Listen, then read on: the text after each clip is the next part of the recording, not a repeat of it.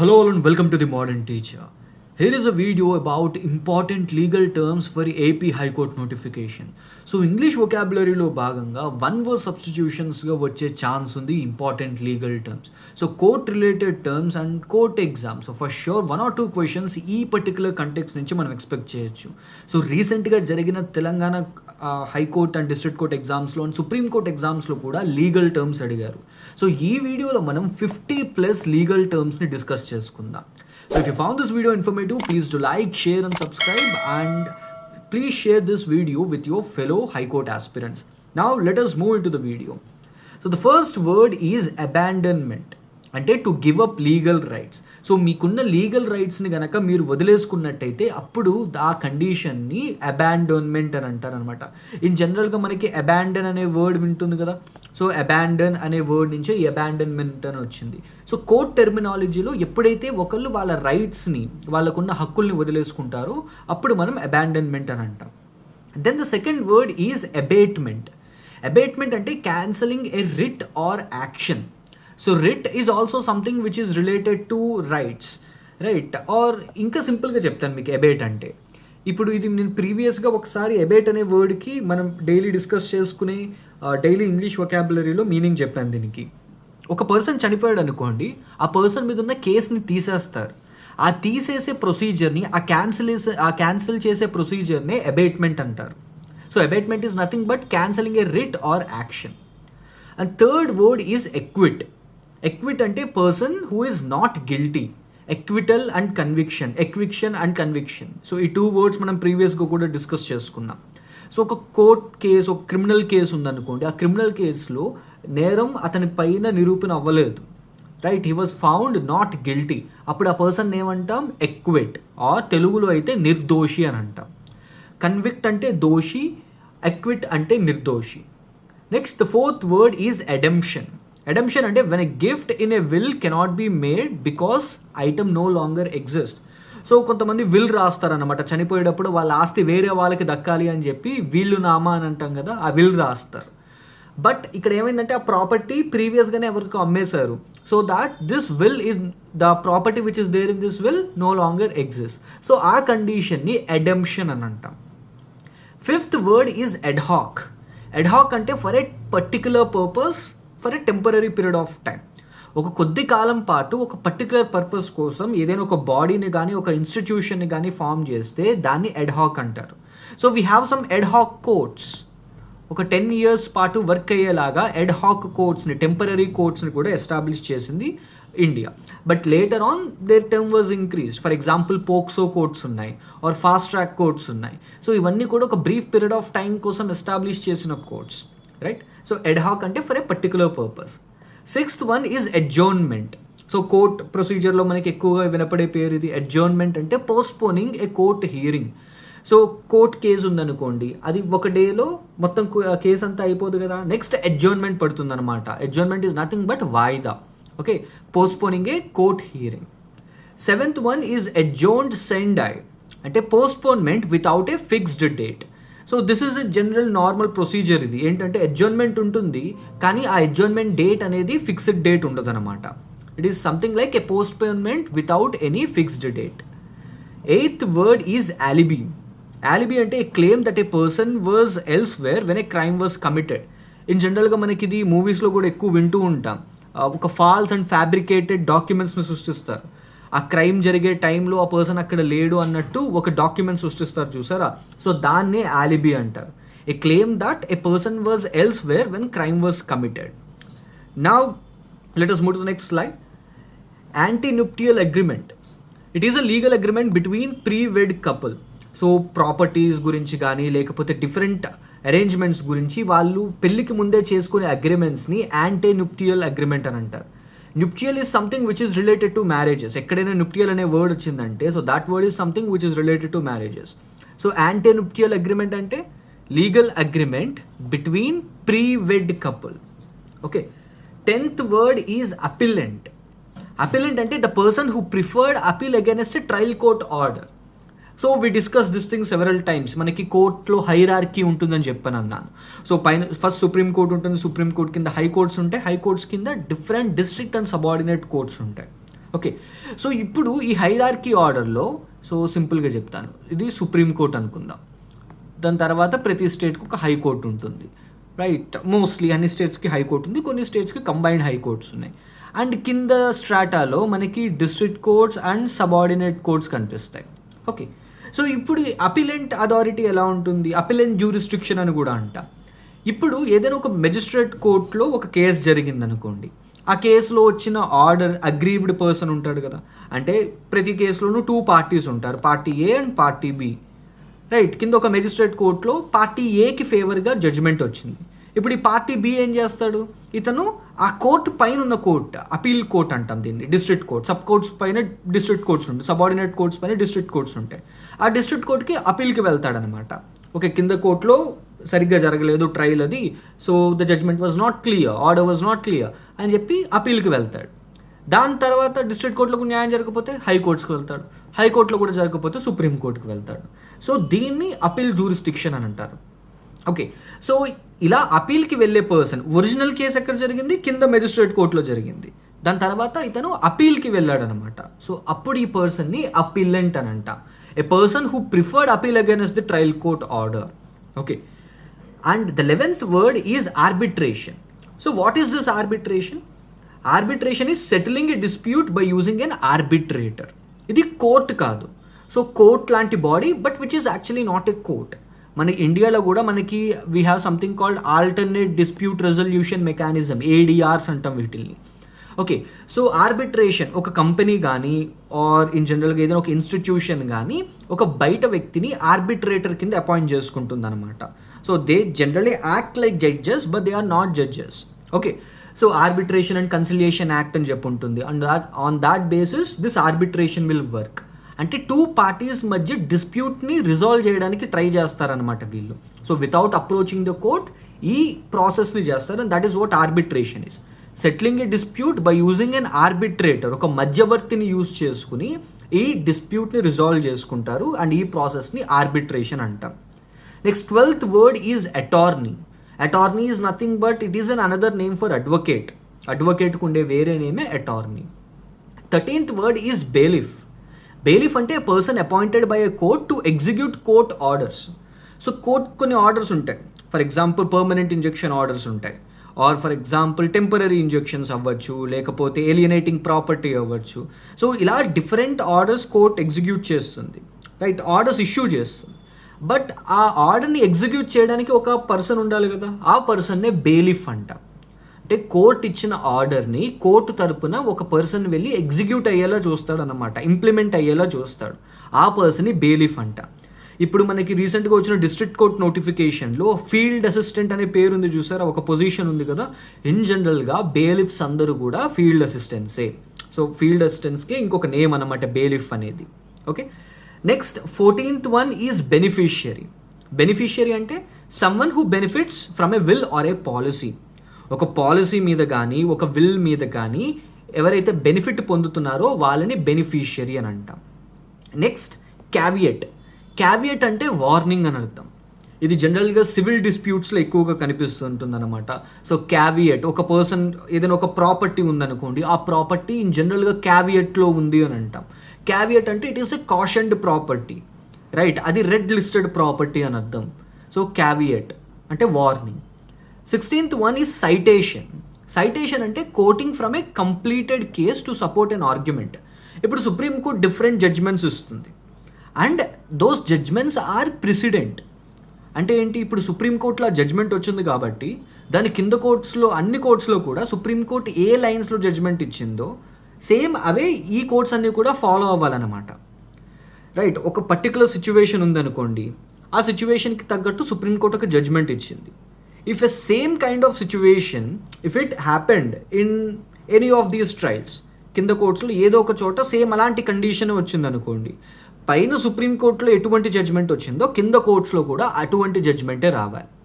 So in జనరల్గా ఇలాంటి టైమ్స్లో అడ్వకేట్స్ ఏం చేస్తారంటే వాళ్ళ ఆర్గ్యుమెంట్స్ని ప్రూవ్ చేసుకోవడానికి, వాళ్ళ ఆర్గ్యుమెంట్స్కి స్ట్రెంగ్త్ పెంచుకోవడానికి ఈ సుప్రీం కోర్ట్స్లో కానీ హైకోర్ట్స్లో కానీ ఫైల్ అయిన కేసెస్, జడ్జ్మెంట్ వచ్చేసిన కేసెస్ యొక్క డాక్యుమెంట్ వేస్తారు అన్నమాట.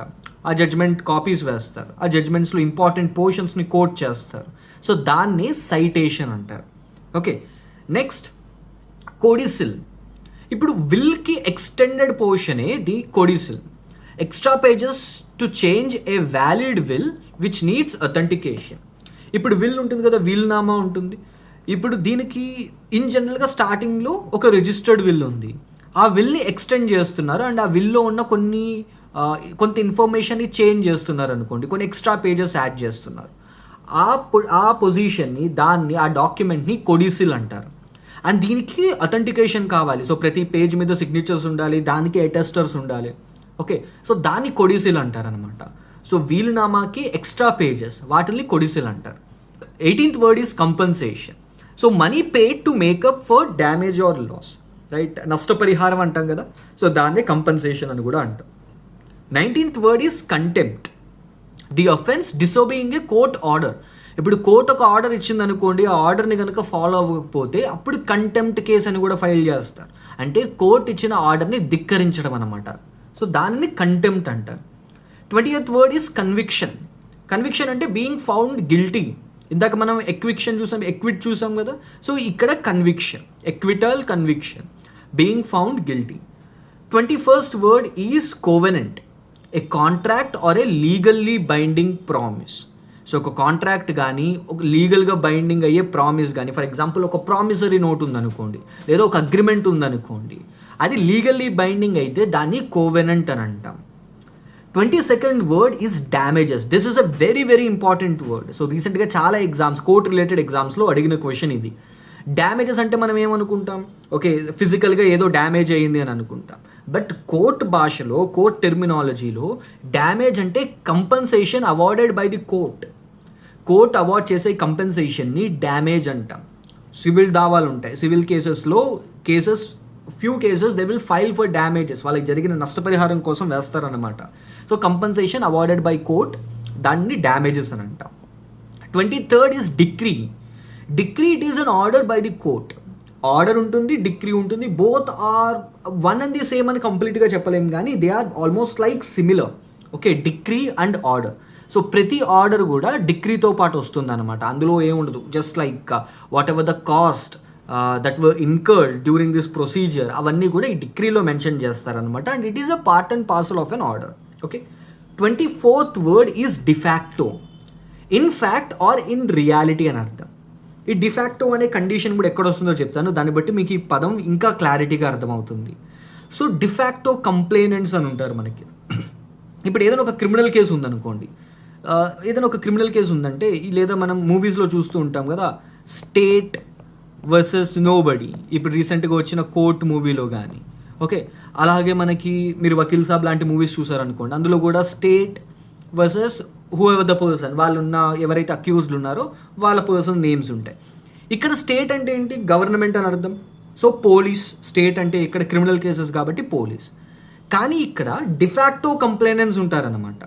ఇన్ జనరల్ ఇక్కడ ఏమి డైరెక్ట్గా గవర్నమెంట్ మీద కాదు కదా వాళ్ళు క్రైమ్ చేసింది, రైట్? ఒక పర్సన్ మీద చేశారు. On behalf of that person state is taking the responsibility, police is taking the responsibility. ఇప్పుడు ఎవరైతే విక్టిమ్ ఉంటారో ఆ విక్టిమ్ డిఫాక్టో కంప్లైనెంట్ అవుతారనమాట. అంటే in fact or in reality they are the complainants, right? వాళ్ళ మీద యాక్షన్ జరిగింది, సో దాన్ని డిఫాక్టో అని అంటాం, in fact or in reality. Next deponent. A person who swears an oath or that a statement is correct. So deponent అంటే ఏంటి, a person who swears an oath before taking so if you look at this, deponent and deposition, ఈ two కొద్దిగా related terms, ఇవి మనం దాన్ని బట్టి చెప్పుకుందాం. So ఇప్పుడు కోర్టుకు వచ్చిన తర్వాత ఒక పర్సన్ ఓత్ తీసుకుని నేను అంతా నిజమే చెప్తానని చెప్పానంటారు చూసారా, ఆ పర్సన్ని డిపోనెంట్ అని అంటాం. So a person who takes an oath and నేను చెప్తున్న ప్రతి స్టేట్మెంట్ కూడా కరెక్టే, నేను ఈ చెప్పడానికి వచ్చిన సాక్ష్యం అంతా కూడా కరెక్టే అని చెప్తాడు చూసారా, వాళ్ళని డిపోనెంట్ అని అంటాం. ఓకే, విట్నెస్ ఇన్ జనరల్గా. అండ్ అతను చెప్పిన స్టేట్మెంట్ని డిపోజిషన్ అని అంటాం. A statement by a witness under oath. So ప్రమాణం చేసి చెప్పిన దాన్ని డిపోజిషన్ అని అంటాం.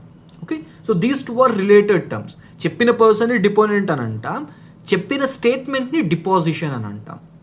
27th word is easement. Easement అంటే a right to use someone's else వేరే వాళ్ళ ప్రాపర్టీని యూజ్ చేసుకోవడాన్ని ఈజ్మెంట్ అంటారనమాట. 28th word is escrow. Escrow అంటే a deed which has been supplied but cannot become effective until a further date or until a future date. So ఇప్పుడు మీకు ఒక agreement వచ్చేసింది are ఇప్పుడు మీకు ఒక అమౌంట్ వచ్చేసింది, but you cannot use it. This is something which is meant for future. So ఫ్యూచర్లో ఒక పర్టికులర్ డేట్లో ఇది మెచ్యూర్ అవుతుంది అండ్ అప్పటి వరకు మీరు దాని బెనిఫిట్స్ రైప్ చేసుకోలేరు, అప్పటి వరకు మీరు దాని బెనిఫిట్స్ క్లెయిమ్ చేసుకోలేరు. సో దీన్ని ఎస్క్రో అంటాం.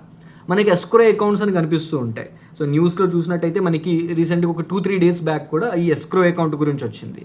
So for example I will give you an example for this. రీసెంట్గా అరుణాచల్ ప్రదేశ్ 2025 to 2035 ఈ ఎంటైర్ డికేడ్ని డెకేడ్ ఫర్ హైడ్రో పవర్ అని చెప్పి డిక్లేర్ చేసుకుంది. సో వాళ్ళు దానికోసం ఏం చేశారనంటే ఒక ఎస్క్రో అకౌంట్ని ఓపెన్ చేశారనమాట. ఇప్పుడు అందులో ఉన్న అమౌంట్ వీళ్ళు డైరెక్ట్గా యూజ్ చేసుకోవడానికి ఉంటుంది, అదే ఫ్యూచర్ పీరియడ్ వరకు ఆ అమౌంట్ని యూజ్ చేసుకోవడానికి ఉంటుంది. So that is how this escrow is, not for present but for the future.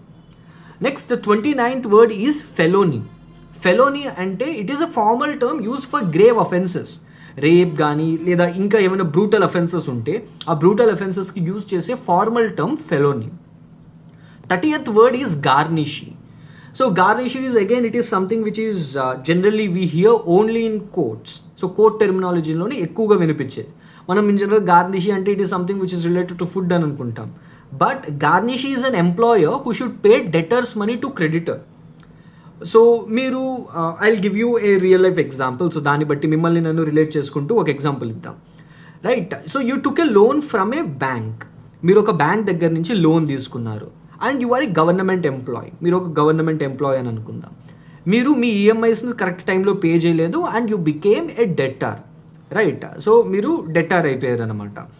ఇప్పుడు వీళ్ళు ఏం చేస్తారంటే, ఎవరైతే మీకు మనీ ఇచ్చారో క్రెడిటర్స్ ఏం చేస్తారంటే వీళ్ళు మీ గార్నిషిని అప్రోచ్ అవుతారు, అంటే మీ ఎంప్లాయర్ని అప్రోచ్ అవుతారు. మీకు ఎవరైతే శాలరీ ఇస్తున్నారో వాళ్ళని అప్రోచ్ అయ్యి త్రూ కోర్ట్ వీళ్ళు అప్రోచ్ అయ్యి మీ దగ్గర నుంచి మీ శాలరీలో కొంత పార్ట్ని డైరెక్ట్గా క్రెడిటర్స్కి వేసుకునేలాగా తీసుకుంటారనమాట. సో వాళ్ళ అకౌంట్లోకి ట్రాన్స్ఫర్ అయ్యేలాగా. సో ఈ ప్రొసీజర్లో మీ ఎంప్లాయర్ని గార్నిషి అని అంటాం. ఓకే, సో మీ ఎంప్లాయర్ డైరెక్ట్గా మీరు కట్టాల్సిన మనీ, మీరు ఏదైతే మనీ క్రెడిటర్కి కట్టాలో కొంత భాగంలో ఆ క్రెడిటర్కి ఇచ్చేస్తాడనమాట. ఈ ప్రొసీజర్ని గార్నిషి, ఈ ప్రొసీజర్లో ఉన్న మీ ఎంప్లాయర్ని గార్నిషి అంటాం. And all these things will happen through court. Okay, 31st word is hypothecation. A person giving bank authority to sell goods which have been pledged. Right, మనకి మోటర్గేజ్ ఉంటుంది చూసారు, ఆ మోటర్గేజ్లో కానీ లేకపోతే ఏదైనా ఒక ప్రాపర్టీని కొలాటరల్ కింద పెట్టినప్పుడు మనకి ఈ హైపోథికేషన్ అనే ప్రాసెస్ కనిపిస్తుంది. Right, again this is something which is related to both banks and courts. ఇప్పుడు ఈ హైపోథికేషన్లో ఏంటి, ఆ ప్రాపర్టీ మీరు కట్టాల్సిన లోన్ కట్టలేదు, మీరు ఒక ప్రాపర్టీని మధ్యలో కొలాటరల్ కింద లేదా మోటర్గేజ్ కింద పెట్టారు. అప్పుడు ఈ బ్యాంక్ వాళ్ళు కోర్ట్స్ని అప్రోచ్ అయ్యి ఇదిగో వీడు ఆ అమౌంట్ కట్టట్లేదు and he kept this particular property as a collateral or as a mortgage, so I will take this property అని అంటారు. సో దీన్నే హైపోథికేషన్ అని అంటారు. A person giving bank authority, ఆ బ్యాంక్కి అథారిటీ ఇచ్చేసారనమాట, ఒకవేళ కట్టకపోతే ఇది నువ్వు తీసేసుకోవచ్చు అని చెప్పి. Okay, 32nd is ఇంటర్లోక్వేటరీ. ఇంటర్లోక్వేటరీ అంటే ప్రొవిజనల్ ఆర్ టెంపరరీ. మనకి ఒకవేళ మీరు బై ఛాన్స్ లేదా ఎవ్రీథింగ్ హ్యాపెన్స్ గుడ్, మీకు కోర్ట్ జాబ్ వచ్చింది అనుకుందాం. మీరు కోర్టుకు వచ్చిన తర్వాత ఒక సివిల్ కేసు ఉందనంటే ఆ సివిల్ కేసులో మెయిన్ కేసుతో పాటు డిఫరెంట్ ఇంటర్లోక్వేటరీ అప్లికేషన్స్ కనిపిస్తాయి. అంటే temporary applications, the applications which are filed for temporary reliefs, వాటిని ఇంటర్ఆక్యులేటరీ అప్లికేషన్స్ అంటాం లేదా provisional or temporary applications. 33rd is injunction. Order issued by court to stop something from doing. ఏదైనా ఒక పనిని లేదా ఫర్ ఎగ్జాంపుల్ ఎంక్రోచ్మెంట్స్ ఉన్నాయనుకుందాం, ఇలాంటి వాటిలన్నింటినీ ఆపడానికి court ముందు కొన్ని ఇంటరాక్యులేటరీ అప్లికేషన్స్ వేసుకుంటారు. సో ఆ అప్లికేషన్స్లో వాళ్ళు అడిగేది ఏంటంటే they will ask for injections, permanent injection కానీ టెంపరరీ ఇంజెక్షన్స్ కానీ ఇవ్వండి అని అంటారు. అంటే వాళ్ళు ఇంకా ఎంక్రోచ్ అవ్వకుండా, మా ఏరియాలోకి వాళ్ళు రాకుండా కోర్టు నుంచి ఆర్డర్ తీసుకుంటాము. సో దాన్నే ఇంజెక్షన్ అని అంటాం. Order issued by court to stop something from doing, ఒక పనిని ఆపడానికి కోర్టు ఇచ్చే ఆర్డర్ అనమాట ఇంజెక్షన్ అనేది. Next 33rd is jurisdiction, the territory in which a court can operate. So court యొక్క జ్యూరిస్డిక్షన్ అంటే ప్రతి కోర్టుకి ఒక జ్యుడిషియల్ జ్యూరిస్డిక్షన్ ఉంటుంది. అలాగే పోలీస్ స్టేషన్ ఉందనుకోండి, ఆ పోలీస్ స్టేషన్కి ఒక జ్యూరిస్డిక్షన్ ఉంటుంది. Okay, so it is the territory. 34th is litigation. Litigation is nothing but a lawsuit, right? ఒక కోర్ట్ కేస్ని లిటిగేషన్ అని అంటాం, ఒక lawsuit before a court. Next malfeasance. Malfeasance అంటే నా అన్లాఫుల్ యాక్ట్. అన్ని యాక్ట్స్ ప్రాపర్గా కరెక్ట్గా ఉండాలని లేదు, few acts are unlawful. If they are hurting majority of the population, then that law can be termed as unlawful. కానీ అది ఎవరు చెప్తారు? మీరు నేను చెప్పడానికి ఉండదు. Courts can decide whether that law is a lawful act or an unlawful act. మన ఇండియాలో అయితే సుప్రీం కోర్ట్ ఉంది. What supreme court will do? ఆ సుప్రీం కోర్ట్ ప్రతి యాక్ట్ని, ఫర్ ఎగ్జాంపుల్ అది యాక్ట్ కింద అయిపోయిన తర్వాత కూడా పీపుల్ ఇఫ్ దే అప్రోచ్ కోర్ట్స్ని అప్రోచ్ అయ్యి ఈ యాక్ట్ అన్కాన్స్టిట్యూషనల్ అని చెప్తే court can declare that law as a null and void, right? So దాన్ని అన్లాఫుల్ యాక్ట్ కింద ట్రీట్ చేయొచ్చు. దాన్ని ఏమంటాం? మెలిఫిసెన్స్ అంటాం. 36th word is మొరాటోరియం. మొరాటోరియం అంటే ఏంటి? An agreement to not to recover debt for a period of time. Again this is something which is related to both banks and courts. So moratorium, ఇప్పుడు మీరు EMIs కట్టాలి, but you don't have money to pay these EMIs. Personal loan అవ్వచ్చు, housing loan అవ్వచ్చు. Then what you can do? You can take an order from court and you can approach these banks. ఈ బ్యాంక్స్ని approach అయ్యి లేదా డైరెక్ట్గా బ్యాంక్స్ని approach అయ్యి మీరు moratorium period కావాలి అని అడగచ్చు. సో అప్పుడు ఈ మొరటోరియం పీరియడ్ వాళ్ళు ఇస్తారనమాట. For a period of 6 months అవ్వచ్చు, for a period of 1 year అవ్వచ్చు. అంటే ఈ పాయింట్ ఆఫ్ టైంలో మీరు ఎటువంటి ఈఎంఐస్ పే చేయక్కర్లేదు. And it is an agreement between ఎవరైతే లోన్ తీసుకున్నారో వాళ్ళకి అండ్ బ్యాంక్కి మధ్య జరిగే అగ్రిమెంట్. దాన్ని మొరాటోరియం అంటారు. 37th is mortgage. మార్టగేజ్ అంటే using property as a security for a debt. So మీరు అప్పు తీసుకుంటున్నారు, అప్పు తీసుకోవడానికి మధ్యలో ఒక ప్రాపర్టీని పెట్టాలి. ఆ ప్రాపర్టీని పెట్టే దాన్నే మార్టగేజ్ అని అంటారు. తెలుగులో అయితే తనఖా. Okay. 38th is parole. Parole అంటే releasing from a prison early. Release from prison early, దీన్ని పెరోల్ అంట. చాలామంది మనకి అందరం విక్రమ్ మూవీ చూసే ఉంటాం కదా, విక్రమ్ మూవీ క్లైమాక్స్లో అంటాడు. సో దీని మనకి చెన్నైలో ఇంత పెద్ద లాట్ చేజారిపోవడానికి కారణం పెరోల్లో వచ్చిన ఖైదీ. So what is this parole? Parole means release from prison early. సత్ప్రవర్తన కారణంగా కొంతమందిని ఎర్లీగానే వాళ్ళ టర్మ్ కంప్లీట్ అవ్వడానికి ముందే బయటికి రిలీజ్ చేస్తారు. ఆ కండిషన్ని పెరోల్ అంటాం. 39th is perjury. పెర్జురీ అంటే lying to court after being sworn. ఇది రీసెంట్గా మనం డిస్కస్ చేసుకున్నాం. ఓత్ తీసుకున్న తర్వాత కూడా కొంతమంది కావాలని అబద్ధం చెప్తారనమాట. So for different reasons. దాన్ని పెర్జురీ అంటారు. 40th word is plaintiff. The person who filed a civil case. So civil కేస్ని ఎవరైతే ఫైల్ చేస్తారో వాళ్ళని ప్లేంటిఫ్ అంటాం. These terms are very much important. Civil కేస్ని ఫైల్ చేసే పర్సన్ని ప్లేంటిఫ్ అంటారు. అండ్ ఎవరి మీద ఫైల్ చేస్తున్నారో వాళ్ళని డిఫెండెంట్ అంటారు. ఓకే, ఇప్పుడు నేను కేసు ఫైల్ చేశాను అనుకోండి, నేను ప్లేంటిఫ్ అవుతా. నేను మీ మీద ఫైల్ చేశాను అనుకోండి, మీరు డిఫెండెంట్ అవుతారు. ఓకే, అండ్ ఈ డిఫెండెంట్ ఫైల్ చేసే స్టేట్మెంట్ ఏమంటారు? రిటర్న్ స్టేట్మెంట్ అంటారు. నేను ప్రీవియస్గా చెప్పాను మీకు. Return statement is nothing but the statement filed by the defendant against the plaintiff on this civil case. Right, నేను ఒక సివిల్ కేసు వేసాను మీ మీద, మీరు దానికి ఆన్సర్ చెప్పాలి కదా, ఆ ఆన్సర్ చెప్పేదాన్ని రిటర్న్ స్టేట్మెంట్ అంటారు. Okay, next possession. పొజెషన్ అంటే having something under your control. So మీ కంట్రోల్లో ఉంచుకోవడానికి పొజెషన్ అంటారు. And it is not required that property belongs to you. ఆ ప్రాపర్టీ మీద అయి ఉండక్కర్లేదు, వేరే వాళ్ళ ప్రాపర్టీ కూడా మీ కంట్రోల్లో ఉందనుకోండి, then we can call it as that property is under your possession. Then 42nd word is power of attorney. మనకి జనరల్ పవర్ ఆఫ్ అటార్నీ అని ఒక డాక్యుమెంట్ ఉంటుంది. మోస్ట్లీ ఎవరికైతే ఈ లీగల్ టెర్మినాలజీ ఎక్కువ తెలుసో వాళ్ళకి ఐడియా ఉంటుంది. General power of attorney, a document which appoints a person to act on behalf. Right, కొంతమంది ఫారెన్లో ఎక్కడో సెటిల్ అయిపోయి ఉండొచ్చు, వాళ్ళ ప్రాపర్టీస్ అంతా ఇక్కడ ఉండొచ్చు. ఇప్పుడు ఆ ప్రాపర్టీస్ని మెయింటైన్ చేసుకోవడానికి అండ్ ఆ ప్రాపర్టీస్కి సంబంధించిన లిటిగేషన్స్లో అపియర్ అవ్వడానికి ఇక్కడి ఏరియాలో వాళ్ళకి తెలిసిన వాళ్ళకి నమ్మిన వాళ్ళని ఎవరినో ఒకరిని అపాయింట్ చేస్తారు. దాన్నే పవర్ ఆఫ్ అటార్నీ అంటారు. A document which appoints a person to act on behalf of another.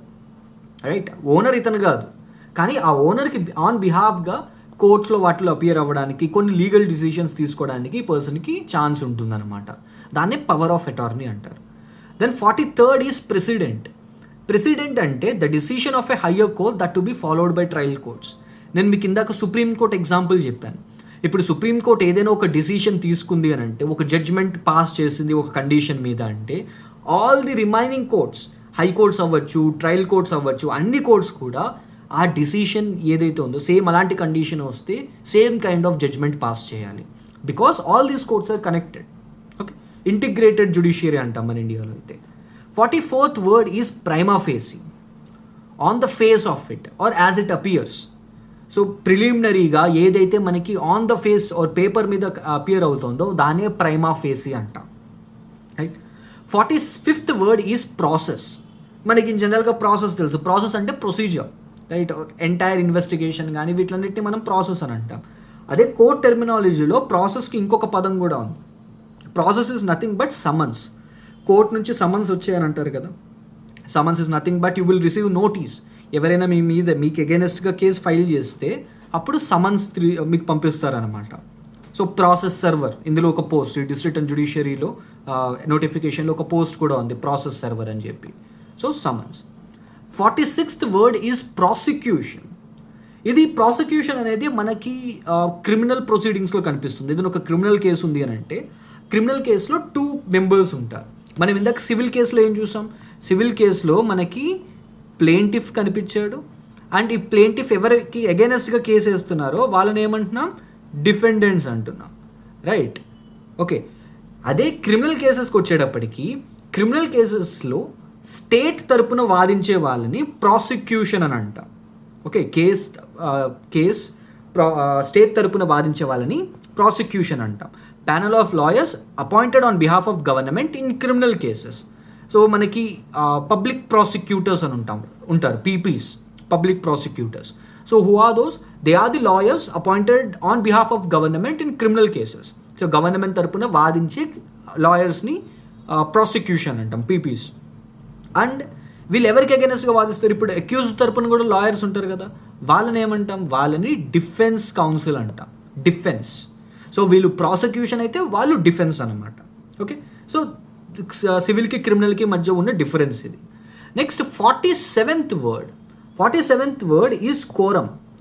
ఇది కోర్ట్స్లోనే కాదు, డిఫరెంట్గా ఏ ఇన్స్టిట్యూషన్లో అయినా కానీ ఒక గవర్నింగ్ బాడీ ఉందనుకోండి, ఆ గవర్నింగ్ బాడీ ఫంక్షనల్గా ఫంక్షన్ అవ్వాలి అని అంటే, వాళ్ళు ఏదైనా ఒక డిసిషన్ తీసుకోవాలంటే మినిమం నెంబర్ ఆఫ్ మెంబర్స్ ఉండాలి, right.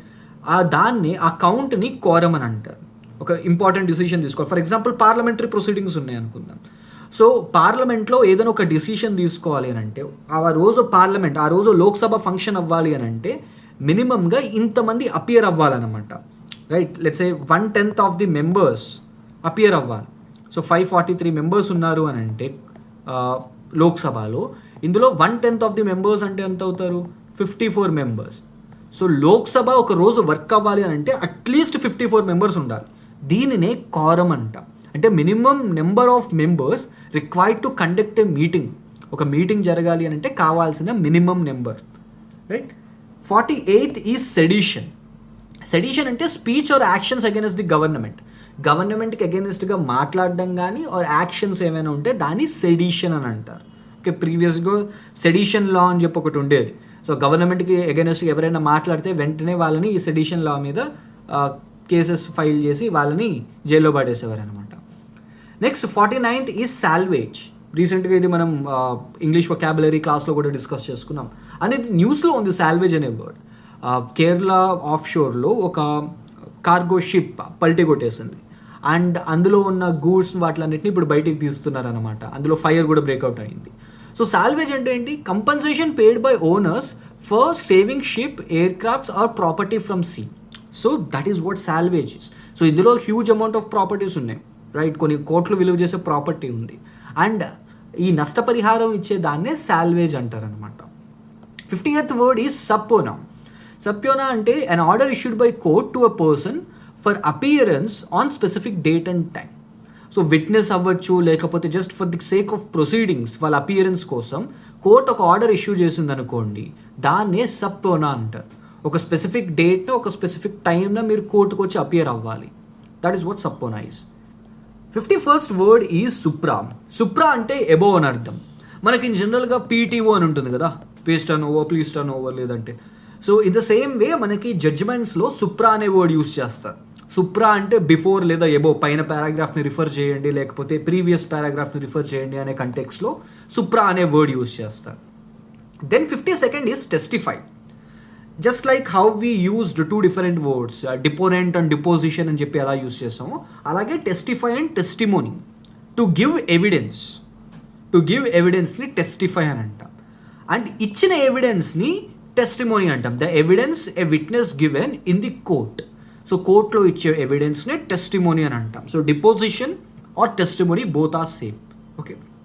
54th word is title. Title అంటే right to own something, right, ownership over something. So దాన్నే టైటిల్ అని అంటాం. 55th word is trial.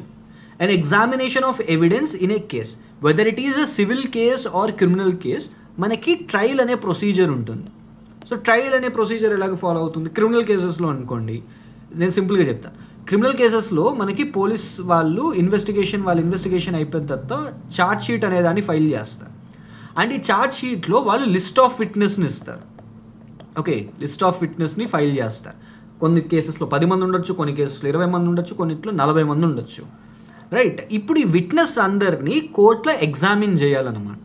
So prosecution and defence councils వాళ్ళు ఈ విట్నెస్ని తీసుకొస్తారు, ప్రాసిక్యూషన్ వాళ్ళు ఈ విట్నెస్ని తీసుకొస్తారు, అండ్ వాళ్ళతోటి ఎగ్జామినేషన్ టెస్టిమోనీ చేస్తారు, వాళ్ళతోటి డిపోజిషన్ చేయిస్తారు.